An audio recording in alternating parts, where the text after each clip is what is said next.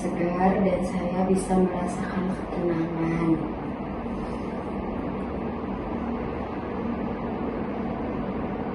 Saya seorang konselor dan saya siap mendengarkan semua masalah yang dihadapi oleh klien saya.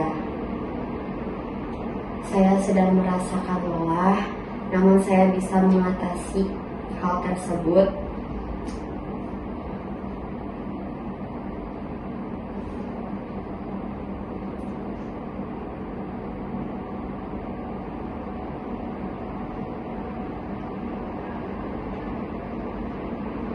Saya akan hadir sepenuhnya untuk konseling kali ini. Assalamualaikum. Waalaikumsalam. Silakan masuk. Iren nggak ini deh? Baik, sebelumnya di sini kan terdapat dua kursi, antara kursi coklat dan kursi biru. Menurut Iren, kursi mana sih di antara dua kursi ini yang menurut Iren tuh sekiranya Iren tuh bisa merasa nyaman berada duduk di kursi tersebut? Coklat boleh? Boleh, silahkan duduk. Nah, sebelumnya saya boleh duduk di kursi yang sebelah sana? Baik. Sebelum kita mulai sesi konseling, izinkan saya untuk memperkenalkan diri terlebih dahulu ya. Perkenalkan, nama saya Salma Salsa. Di sini saya bertugas sebagai konselornya Iren. Nah, sebelumnya Iren boleh memperkenalkan diri Iren terlebih dahulu. Perkenalkan, nama saya Irani Anastasia. Saya mahasiswa di salah satu universitas di Tasikmalaya. Alamat saya di Tasikmalaya. Tasikmalayanya di mana? Di daerah Gobras. Di daerah Gobras. Baik.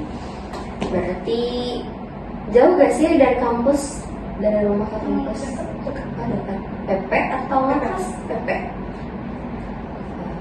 Biasanya kalau misalnya ke kampus naik motor sendiri atau dianterin? Sendiri. Oh, sendiri. Nah, baik.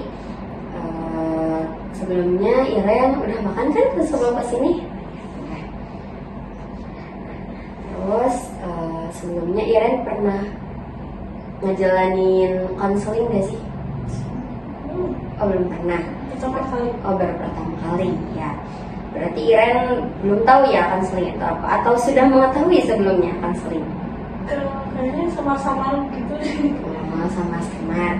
Baik, sebelumnya nih saya izin memberitahu ya gitu. Lebih detailnya, konseling itu merupakan suatu proses interaksi antara konselor. Nah, konselor itu di sini saya. Konselor itu sebagai pemberi bimbingan seperti itu, dan konseling itu klien. Klien saya kan di sini Iren. Nah, berarti konseling saya Iren seperti itu. Yang bertujuan untuk membantu individu memahami, mengatasi, dan menyelesaikan masalah, baik masalah pribadi, sosial, emosional, pendidikan, maupun pekerjaan seperti itu. Nah, sebelumnya ada yang ingin ditanyakan terlebih dahulu tidak? Berarti sudah jelas ya, Iren sudah mengetahui gitu konseling itu apa. Nah, selanjutnya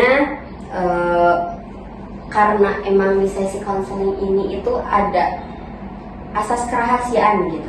Nah, yang boleh mengetahui permasalahan Iren selain saya siapa? Mungkin kita berdua aja.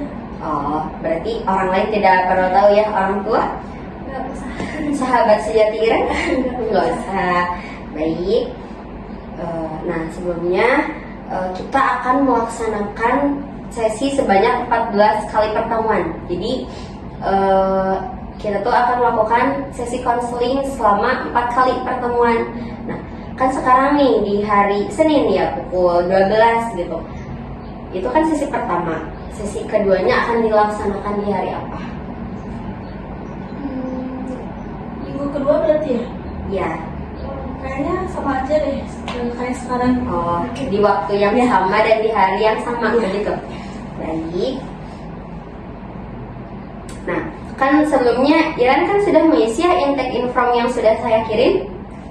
Sudah kan?